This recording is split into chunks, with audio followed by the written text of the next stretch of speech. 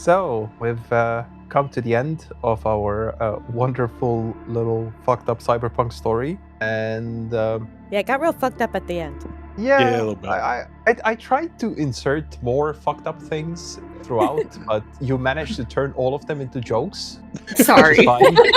Oh, like come on, my regular crew is the exact same. So I would even say it's worse with the regular crew. Because here at least like I can force through some of it because we're recording online, but like at the table I have to look at their fucking faces when they make the dumb joke and wait for me to react to it. That is different. I'm sure all of our jokes would come off very different in person. What's your vibe check? First impressions, how did it feel to play? I liked how simple it was. Simple on our end. Yeah, the character creation didn't seem too awful bad. The character sheet is very, very simple, which is nice because you could just jump right into it. Yeah, I agree. So we're probably gonna cut this part from the actual episode, but what happened in the last during the recording of the last episode is that Emily had lost her character sheet, so we basically rolled her up equivalent character in the span of like what 7 minutes or something. Yeah, it was super fast. And then she found her character, so it was for nothing. I had it all the time in a different folder. So anyone else for first thoughts before I ask more specific questions? My first thoughts, which I think we talked about it during character creation, is just the layout and design of the book itself. Hated it. Yes. I hated it and I loved it. I think it looks amazing. I think the artwork is fantastic. And I think it perfectly does exactly what it's trying to do, like that very corporate imaging and like ads, and then also like the punk style graffiti and things. But it is very difficult for me to focus on it, at least. Yeah. 100%. I'm I looking at it right now. I did find that like once I finally got set on a certain page, it was fine. Like when we were actually in the character creation and I was looking at my character's page, it was no big deal. But like just scrolling through it or flipping through it, if it's a physical book, it's very overwhelming.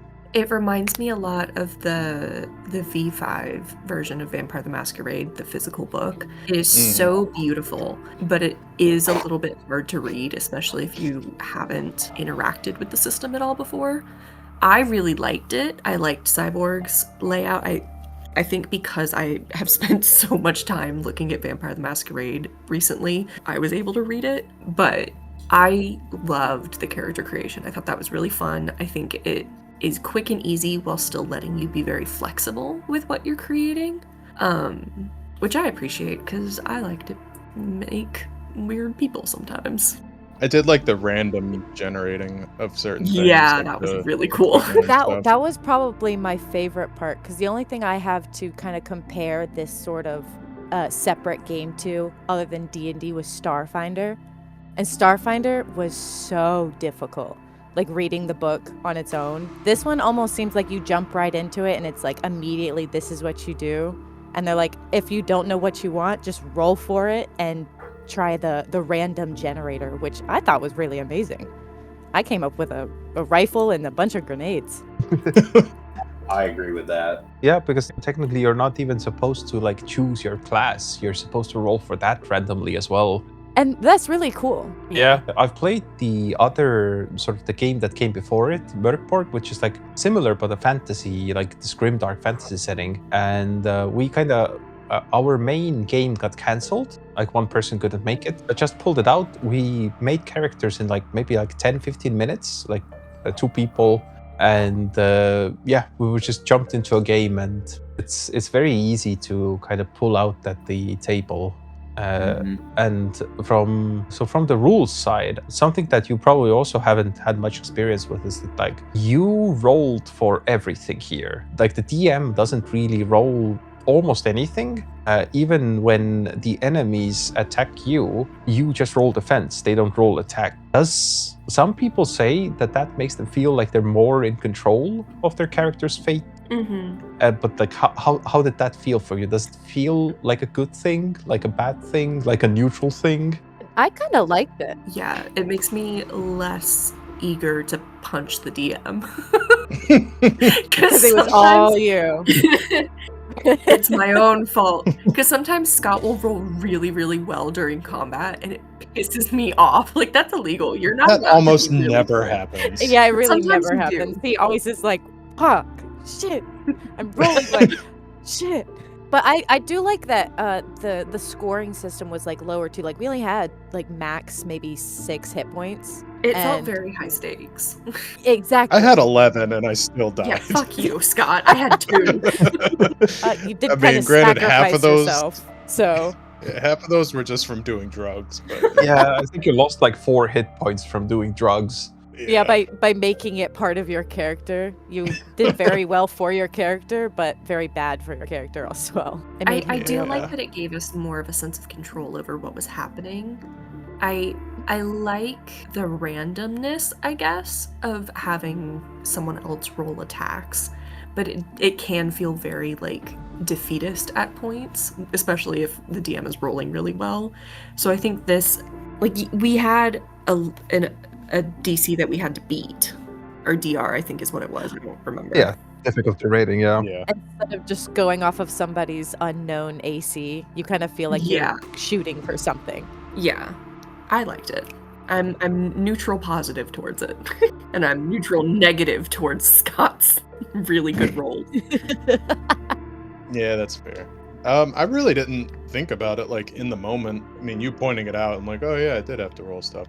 So yeah, I mean, it was whatever makes it easier for the DM. Mhm. It's always kind of nice. How is it to run? Oh, it's like really easy. A lot of the stuff I kind of randomly generated. Like I had this general gist of the story that I wanted to run for you, and then I used some of the random tables in the book to kind of flesh out the areas and everything and the enemies. But yeah, not having to roll for anything. Like basically all I had to do was keep track of the HP for the enemies. And even that, like with 2 enemies, I can do that amount of math in my head, even after like fucking 4 beers or how many I've had. Speaking of the randomness, another thing that some people don't like, other people do like, and I think, Kat, you kind of mentioned that you a little bit about it, was that you didn't really have a chance to like quote unquote build your character in the system. Yes. Like basically you rolled for everything besides your class, and you ended up kind of building your concept or molding your concept around the things that you rolled. So how did that feel for you? Is it something that you kind of view as just a different way of role-playing and generating characters, or is it more just something like, oh, this is a one-off thing that we did, and like if I had the choice, I want to like build my character from the ground up and like make every little decision about like equipment, special abilities, blah blah blah? I think the only thing for me that frustrates me, because I've done games with randomized equipment and randomized stats and things like that before. I really struggle with randomized stats because the stats to me need to make sense with the character. So if I'm like, I played a campaign once where I was a like Elizabeth Bathory type character. I was a vampire, and my whole thing was tricking people into working for me so I could steal their blood. Very fun. But because it was randomly generated, I had like no fucking charisma. And that was really infuriating because the whole point of the concept was to have this sort of seduction and this manipulation. And that is frustrating. So I think the only thing I want to build is my stats, and everything else I can be flexible with. I'm the same way. When I started this game, I had an idea of what I wanted to play because, like, if I can't get into the character, I'm not going to get into the game.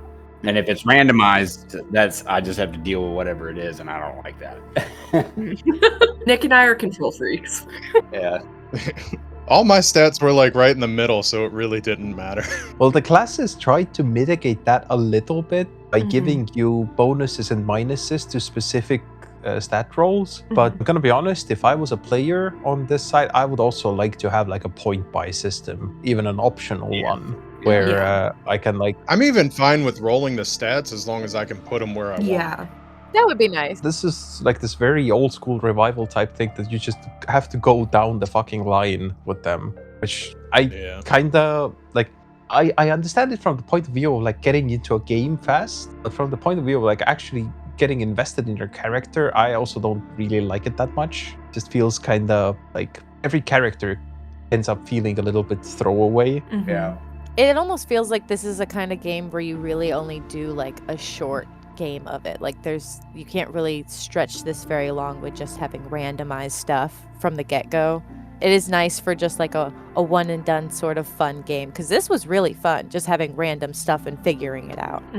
Is there a leveling system? I didn't look too hard at the book. Yes, there is. And it could just It's- mean we just need to kind of read it through and get a good vibe on it to try and work it out to a way that we like to. The main sort of gist of how I try to do things for the podcast is I want to introduce the game to you players as if you haven't even opened the book. Because the whole point is to show that you can basically take any game, and if you as the DM know the rules well enough, you can get your players playing within like the evening, and you can still have fun with it. You don't have to like sit down and like everyone has to learn the rules and blah blah blah. And even if we're like playing something and we get something wrong, that doesn't mean that like we don't get to have fun with the system, right? And that's kind of what they're trying to show. So it's in that sense, it's completely okay if you don't like read the rules before. So essentially, if you the game master can decide at any point that characters should improve. So you get 3 things with that. So first, you get more HP. You roll a 6d10. And if the result is equal to or greater than your current maximum HP, you increase your HP by a d6. Then you get to roll like randomly for some extra like money and shit. And then you also get to roll a d6 against every ability. And if the result is equal to or greater than the ability, you raise it by 1. That's Yeah, really so- cool. I like that a lot. Yeah, so there is like leveling. It's not super deep, but to be fair, the whole system isn't like that deep. Yeah. There's no So- level to get to. You just kind of get better each time. Yeah, basically. So how did the combat feel? We didn't have too much of it. I kind of expected you to go hog wild on DJ Dom Dom as well, because I had a whole car chase planned as you were escaping. A car Yeah. chase. The whole car chase is planned as you were escaping from the Rave Barge, which never materialized. Well, yeah, they blew up our van. We decided to keep the barge. Well, I was nervous. I only had 1 HP, so I was like, "Fuck, I'm gonna die." I want to talk my way out of it. Which, Yeah, I definitely went in harder at the beginning and then very quickly learned that I shouldn't have done that. That maybe I shouldn't rush in and just take all the damage. So yeah, it felt dangerous. I'm not quite used to like the roles and like the classes system yet, so I'd like to actually read a little bit more about what each one is capable of to see what kind of stuff you could get up to. Because I going off of didn't- random stuff, I'm just like, I'm gonna use my gun and I'm just gonna shoot people. I did really enjoy the combat that we did do. It felt very easy to run and to do. I think Less I'm math. just a coward, so I didn't do a lot of it. I mean, with 2 HP. That was just your character. You were Yeah. like the healer, but you didn't heal us. I didn't have But- anything to heal. And it's not that kind of game, I don't think. There's no like No. healing type. You were our healer. You can do fixing. Yeah, you had I mean, medkit, I think. One of you guys Oh, did. did I I? did have a med kit. I had You a med had the med kit But all it You had a does, med kit? all it does, it does restore after he healing. got bit by the dog. God damn it!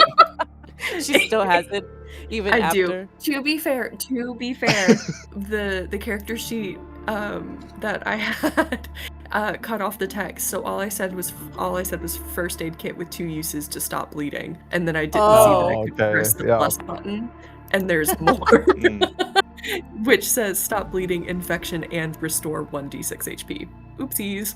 Well, now we know that for the future. Yes. Well, at least you could have tourniqueted my arm after it blew It's up. fine. Core fixed it. I will say, I feel like if we do play another game of this more long distance, I feel like I could get used to the debt system, like earning credits to get rid of the debt. I think that's a really fun concept instead of just earning money just to keep going. Because I feel like at least in our game before, earning money is just like nothing. We do the game for the adventure and the money just kind of happens. I fear So like we we're just never used moving. money. Yeah, I mean it's just to buy fun stuff. Like I bought a love potion, I still haven't used it yet. But it's because I had the money. But in this game you're like you have to do something to, get money to immediately give away because you have to. I feel very frugal. So what happens if we wipe out your debt? You Well, get to move to the that's suburbs. yeah, basically. It's kind of up to the GM in the sense that there's no like direct like it doesn't say in the book that this should happen or that should happen, but probably by that time well enough known as this like edge runners or whatever you call them, that you would be getting like requests for jobs anyways, even if you don't like desperately need the money, because there is stuff that you can work towards. Like you had debt like in the tens of thousands, I think. And if we look Yes. under equipment, so for example, if you want to own a apartment in the Arc, so like basically the most high-end like downtown area, that would cost you 100 million credits. Holy shit. Oh my That's gosh. Boston real estate numbers. So you have something to work towards. Other thing that costs a shit ton of money is the cybernetics. You just got some as like for free in character creation. You can buy a submarine for 100,000 credits, for example. That's practical. Yeah. Well, yeah. Yeah, it's all boats with this I system. was just looking at the little housing part of the book, and it says Hills apartment or villa, and if I want to own it, there's no price. It just says forget it. Yeah. Because for that you have to be a like basically corporate royalty. But we own a party barge now. Well, we stole a party barge, to be fair. I mean, in a legal transfer. Yeah. I just thought that was funny. It's like you're not gonna own it. Just forget it. I mean, to be fair, like I'm sure that Tom had people that he knew they're gonna come looking for him. They were like, "Who the fuck are you guys?" Oh, for Yeah. sure. Yeah, exactly. Like if we were to continue this, it would probably become a question of you kind of establishing your legitimacy as some sort of like underground element working out of the Rave Barge and stuff like that. But as to why there's so many boats, if you look at the map on fucking page something, on page 8, if you look at it, there's like this whole town this whole city is kind of built on like canals, like Venice or something. Oh yeah. Yeah, so there's this shit ton of like canals running through the whole city. It's kind of like a seaside town, so that's why there's a lot of like that type of stuff. But in general, the setting, how did you feel about it? I love it. Didn't get to play too much around with some of the more grimdark parts of it. I did try to bring that in. I guess in general, did you feel like what you did see and what you did play around with did kind of invoke this more grimdark version of cyberpunk for you? Oh, for sure. This game, no. I've seen some stuff on like, I've seen Tetsuo Body Hammer and stuff like that, and there's that body mod. Oh, there was another it was like horror movie, but I didn't get that from this game. It being like a horror vibe that much. That might just be because we didn't take it seriously. Yeah, I was also thinking that. I feel like if we did kind of go at it with more self-made characters rather than a random one, we could probably get more of like the horror and the more seriousness of the game. We'd have a fleshed out character. The game vibe was intending it for it to be like Lord of the Rings, but we were all Monty Pythoning it. Yeah. Yeah, Yeah. probably. I think it's hard to run horror for people that you don't know really well. No, yeah, that's for sure, and that's kind of what I would say. I view this game more as like cyberpunk with horror elements, not so Mhm. much as like a horror game. For sure. Because like Yeah. like Vampire the Masquerade is a horror game, right? Or like more or less. It's but, supposed to be. They don't take it seriously. Yeah, it might just be an us problem at this I'm point. sorry, one of the characters is Nosferatu. I'm not going to take that seriously. That's my character. I think the problem is just that we make very like unserious characters that are supposed to be in a serious setting. I mean, like, maybe we should just, like, bite our tongues and just do one serious game. Just try. No, that's not fun. Because the whole point That's is to have fun. Well, yeah, but we can have fun seriously. Can you? it's so Maybe. like I kind of agree with Kat on this one that it's the main thing, is to have fun. And like when it comes to stuff like horror, what I always feel as a GM is that like I will try to run horror or like a game with horror elements, and if you want to make light of it and have like joke characters make fun, then like sure, I'm completely fine with it. Let's go with that. But then I don't want to fucking hear you say at the end of the game that like, oh, I feel like this game didn't really have horror in it. It's like, Quite literally. That's like Well, I will say that dogfight was like instantaneous. Usually in like other games, it's like, oh, the dogs are just gonna come at you. And like, no, he fucking chomped on your shin. They're just going for it. Yeah. I liked it. I thought that was And you're like, oh, he's gonna try and pull you down, and I'm like, if I go down, I'm fucking Yeah. dead. Yeah, They're just gonna because the eat me on the points are, floor. are so like it's taken more seriously. So I did feel it was a little bit more intense than like a regular game where I'm like, oh, Yeah. I can just heal myself later. I'm like, no, I might die. This dog is gonna bleed Yeah. bleed me out. So it did feel a little bit more intense, but it didn't feel like horror. Like I'm pretty sure my group Yeah. would have gone on without me. There was gonna be no funeral. the low hit point thing really does help with the all of this like tension more.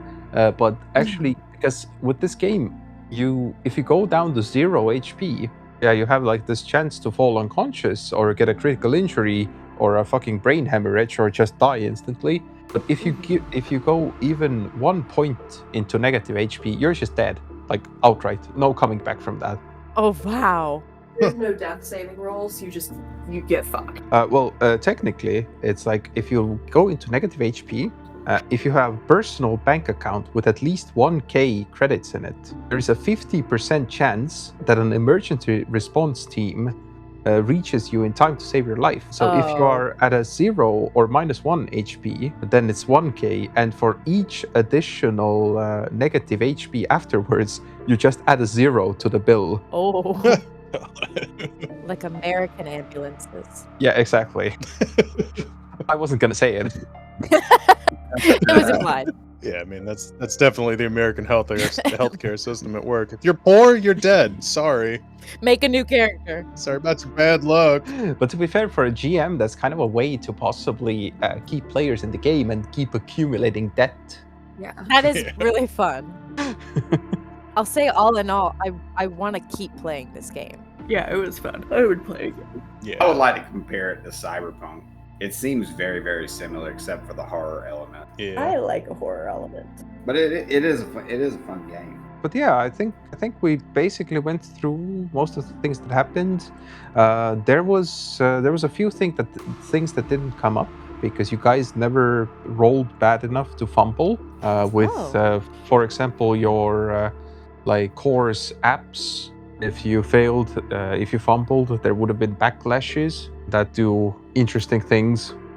So, for example, if you fumbled on your app and then you rolled a 16 on your backlashes, then D4 sleeper topples, which are essentially the fucking skin terminators, are activated with you as their target. They will strike in hours, days, or maybe even weeks from now. Oh. Oh shit! You just have like a fucking missile attached to Assassin. you. Just a Terminator coming out. Oh, to be fair, it's kind of like you get to use that randomized result to set up your next game or your next Yeah. session. And so for Aura, if you had fumbled with your the Milky White Eyes thing, your nano power, you would have also had to roll a d20. And for example, if you had rolled a 14, then your eyes become yellow and red. A semi-physical copy of yourself appears behind you and attempts to kill you or Oh a my nearby God. ally, whoever is the weakest. My God, Me. she gets Oh, God. jaundice and then a doppelganger who tries to kill you. That's crazy. We were like kids, like just rummaging through like the worst like horror house you could ever be in, and we were like, oh gee, look at this, wow, and it like just happens to miss killing us outright. Damn. Yeah, those kinds of stuff is always, it's like either it's random or this kind of things like come out more as you play longer. And yeah, and this, as I was talking about in the character creation, that yeah, technically if you play this game as a campaign, then you can kind of choose the length of your campaign by deciding what type of die you want to roll every morning, from a D4 up to a D100. And yeah, and if you roll a 1, this like miserable headline comes true. And as I said, if the 7th one comes true, you find out that you're all in a simulation and it starts all over again. But Oh, for God. example, you rolled a 55, then it's the cyborgs win. It's the home team, the local sports team. Celebratory fan riots shut down multiple city blocks with no signs of stopping. This goes on for weeks. Oh, cool. Oh God. Yeah, so all this kind of stuff is also meant to like very much fuel this. Like if you do campaign play, you're not really meant to so much like write out a long ass like story, but more meant to take these things as they happen and incorporate them and kind of like riff off of those. Like you have to go day by day. Yeah, essentially. That's really cool. Yeah. But yeah, it does, like with all the character creation and that kind of stuff, it does lack a little bit of the depth for me personally to want to do a full campaign in it. I do feel like it maybe works better as this like one-off type thing. But yeah, anyways, I think that's basically everything. So any closing thoughts before we go our separate ways again? Did we level up? Yay! 6 hit points. You specifically, Sidetar Bernardo, you leveled up. No one else did. Yay! Yeah, we didn't do much. She kind of did everything near the end. That blood grenade was inspired. I'll give you that. That was really I told you I was gonna use it one way or another. I sent Pep a message after we played the last time, and I told him at some point I'm gonna use that grenade, even if it's Be ready. right before I die. To be fair, I had forgotten about it, and it beamed into my head the moment you said what you had for us. And Yeah, I was like, oh no, I'm about to turn into a boat or something. I gotta use this grenade. That was his inner monologue. I kind of wish I'd have turned into a boat, but aside from that, no, this was a lot of That was fun. really, really I fun. thoroughly that's good. enjoyed this. That's the main thing. That's what matters the most, that people had fun with it. Yeah. Very cool. I had a great time. Me too. It was fun playing with you, Pep. Yeah. Playing with you and then you being Yeah. our DM. I was gonna write Scott that if you do season 2, I'd be glad to guest star again at some point. Yes. Yay! And I'd be glad to Oh, have yeah. you guys on as well for year 2. Thank you so much for being on the podcast. I had a lot of fun. Hope you guys had a lot of fun. Thank you for having Yes, us. And yeah, see you Thanks, see you guys some other time, I guess. We will find Later. you. Oh no, Oh. I'm gonna move to Mexico now. Wait, no, fuck, that's even closer. Closer to us. That's closer. All the best romances start with a kidnapping. Exactly. And then they all end in turning into a party barge.